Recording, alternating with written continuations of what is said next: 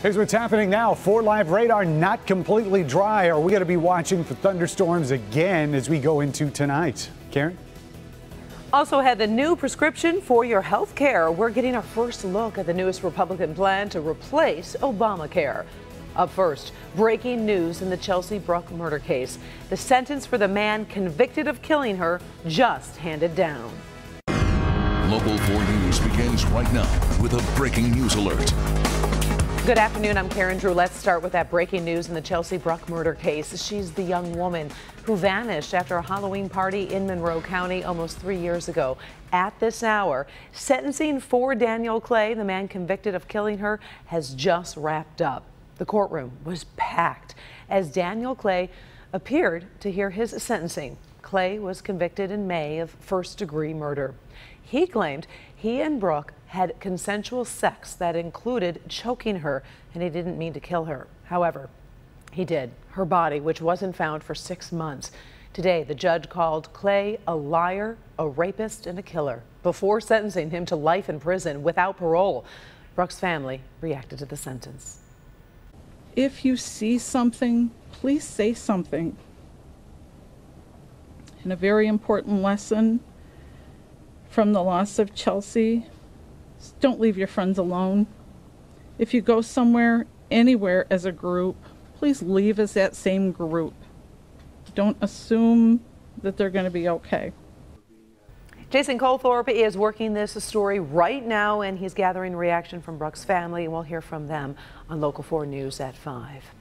Take a look at this house on Detroit's east side. 8 children were playing on the porch when at least 2 gunmen pulled up outside, started firing. No one was hit, but police found 30 shell casings. It happened on Grayton near Warren. This afternoon, the grandmother who was watching those kids says she's counting her blessings that the children weren't hit, but she's also asking why her home was targeted. Police say they are investigating.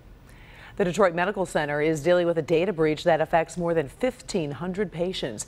DMC says there was unauthorized access to its patient data between March 2015 and May of 2016. A staffing agency hired by DMC says one of its employees leaked that information. A police investigation is underway, and DMC is offering free credit monitoring to the patients affected. We have posted information on how you can protect yourself from any data breach on the Help Me Hank page at clickondetroit.com. Moving now to Lyon Township, a family is okay after a lightning strike sparked a fire in their home. Now, fortunately, when firefighters arrived to that house near 9 Mile and Pontiac Trail, everyone had already made it out safely.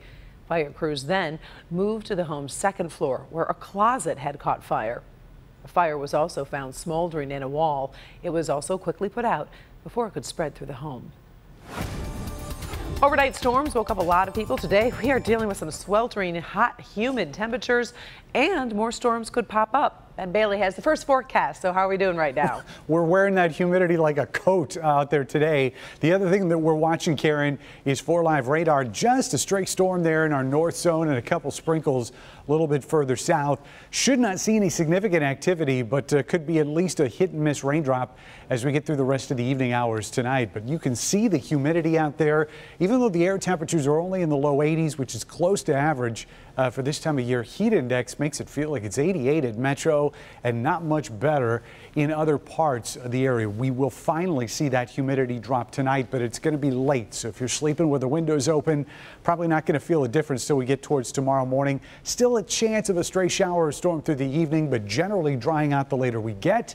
And we'll talk more about at least half of a nice weekend coming up. Karen? All right, thank you, Ben. Republicans are scrambling to come up with a new health care plan, and they've been working on that this afternoon. We've been getting our first look at the newest legislation, so let's get right to Devin in the newsroom with the changes from the original plan. Devin. Yeah, Karen, the changes that were made to the Republican plan were really designed to try to address concerns of 2 groups, both moderate and conservative Republicans. That doesn't mean that this revised bill will get the majority support needed to repeal and replace Obamacare, but to appease moderates, for example, the bill now includes a $45 billion fund to help poorer Americans with opioid addiction collection problems, as well as extension of 2 Affordable Care Act taxes on the wealthy. For conservatives, the bill includes a last-minute addition from Senator Ted Cruz that would allow for cheaper, bare-bones policies, but that's something that some insurers have insisted would cause premiums to rise for those who are sick and those who have pre-existing conditions. Now, the new plan also keeps in place big cuts to Medicaid. If these Republicans took their heads out of the sand, they would hear the near unanimous calls from the experts and the pleas of mothers and fathers to stop this machete to Medicaid.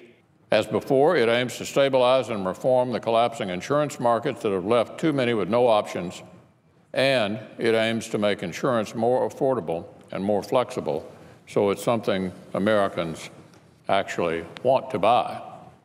Now, McConnell is hoping to hold a vote sometime next week after the Congressional Budget Office will release an analysis on how much this bill will cost, how many people would lose their insurance. We've had to wait for that report on these past iterations of the bill, but that report from the CBO is expected on Monday.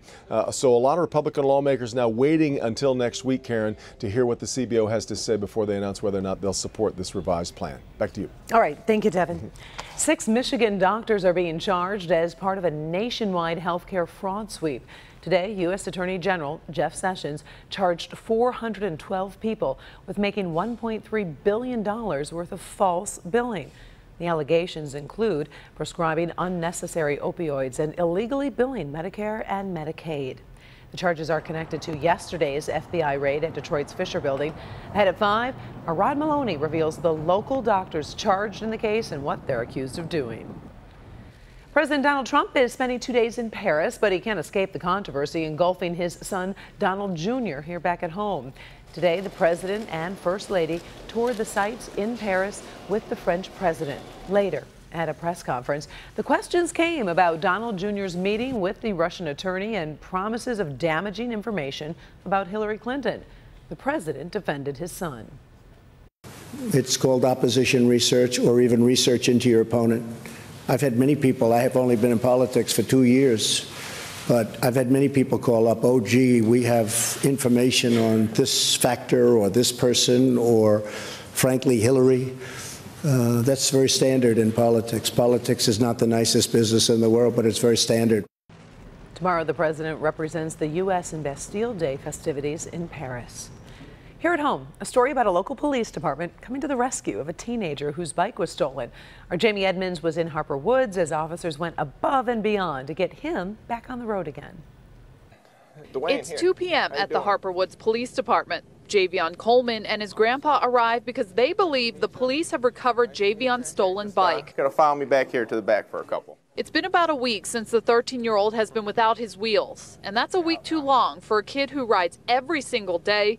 The officers know him because he stops here daily to say hello and hang out. He usually hangs around the back of the department a lot, says hi to everybody. I see him riding around all the time.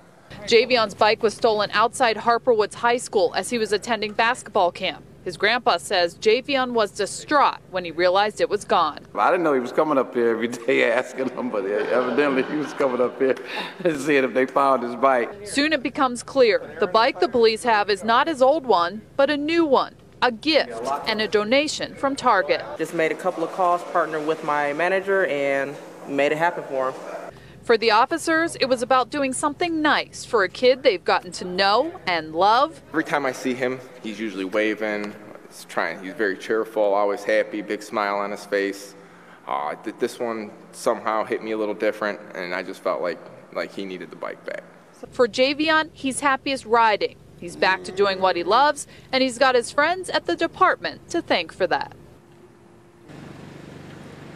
Yeah, how cute is that? That last shot is him riding home. That's the first thing he's going to do with his bike, and then he's going to go to school, go to his basketball camp. Like I said, he's happy. This is one of those feel-good stories. Kudos to the Harper Woods Police Department and Target for stepping up. On Detroit's East Side, Jamie Edmonds, Local 4. They definitely went beyond what was expected. That's a great story. Thank you, Jamie. Still ahead, a lot of Emmy nominations for 2 NBC shows, one that makes you laugh and one that makes you cry. Also, Kimberly Gill has good health. Hi, Karen. In Good Health, we're talking about a breakthrough in the fight against a very deadly form of cancer. I'll tell you what researchers found and how it might help patients. All right. Also ahead, fighting package thieves. This guy is leaving decoy boxes filled with something that's not very nice. What the thieves find when they open the packages. Up first, new developments in the case of 4 missing men, the evidence police have found, and where the case is headed. Next. Trapped. Coming up all new on Local 4 News at 5 and 6. It was busy Friday afternoon traffic on this stretch of road in Riverview when all of a sudden a hand came out of a car window and started dropping something. It traumatized the young driver behind it. We'll tell you what it was and how you can possibly help solve this serious case of abuse. All right, thank you, Jason. First at 4, we're on top of stories making headlines all across America today. After days of searching for 4 young men missing in Pennsylvania, investigators identified one of the bodies found with other human remains on a farm. The body is identified as 19-year-old Dean Finocchiaro. He and 3 other men, 19-year-old Jimmy Patrick, 22-year-old Mark Sturgis, and 21-year-old Tom Mio, went missing within miles of each other last week. A person of interest was taken into custody in connection with the case as investigators continue to search for the 3 other men. Now, look at this video from northern Illinois. A massive sinkhole ruined a highway in Lake County after massive rain and flooding yesterday. County officials have declared a state of emergency due to severe flood damage. There could be more trouble ahead, with flood warnings issued for several rivers in the suburban Chicago area. It was a rough day of weather yesterday, not as bad as we thought it could have been, but still, you know, the rain, and then now we got all this humidity. It's a hot mess out there. It really is. Luckily, we will be changing things tonight. Okay. And tomorrow's going to feel a whole lot different. We'd appreciate that. Going into the weekend, it'll be a nice switch. But we've got temperatures in the 80s. That's not the bad part, as Karen was alluding to. It's the humidity, and that makes it feel like the upper 80s to around 90 degrees. Heat index there, 90 at Mount Clemens, 91 in Port Huron. Usually we see some of the coolest numbers in our north zone. Today, not the case. Feeling the hottest up there in St. Clair County. Not a lot in the way of breaks in the clouds. It's been fairly overcast for much of the day. It looks like there's a little patch of breaking clouds down here towards the state line. So our south zone may get some sunshine briefly, and it looks like some trying to work into the northern part of our area too. Really going to be late in the day tomorrow before we see appreciable sunshine. It looks like clouds are going to hang around through tonight and probably early tomorrow as well. Thunderstorms came through that last round in the morning, and this was a security camera shot, it looks like, from Jim in Dearborn Heights. Sent it to us on storm pins. Boy, those security cameras are catching just about everything, but thank goodness for us, caught a little bit of the weather too. By tonight, we will be seeing a scattered shower, maybe a rumble of thunder out there, but generally, the later we get, the drier things become as we get into the overnight hours. And then starting out tomorrow morning, still going to see a lot of clouds, especially in the northern 2/3 of the area. Wouldn't be surprised to see a sprinkle out there as some cooler air starts to work in, but generally we should be dry for most of us on Friday. Temperatures down, humidity's down. What a difference as we get into the finishing hours, especially of tomorrow. 68 is where we're going tonight. That's a little bit cooler, and we will notice the difference by the time we wake up. But for most of the nighttime hours, it is still going to be muggy. High temperatures tomorrow in our 4-zone forecast are not even going to get to 80 across the area. We're going to stay in the upper 70s. Plus factor in that lower humidity, and it is going to feel a whole lot different than what we've been used to in the last few days. Mid to upper 70s here in our south zone. Even though it's not going to come with a ton of sunshine, it is still going to be a much nicer afternoon than what we've been used to. North zone temperatures low to mid 70s with low humidity in July. How about that? Weekend doesn't look half bad, half being the operative word. A lot of sunshine Saturday. Thunderstorms come back Sunday. We'll have to watch those pretty carefully to see if they turn strong. Heat does build back Tuesday and Wednesday, but we get another drop in humidity after it spikes on Sunday. So some of the days feel like July, others not so much, but we definitely have a few nice days ahead of us starting tomorrow, Karen. All right, looking forward to it. Thank you, Ben.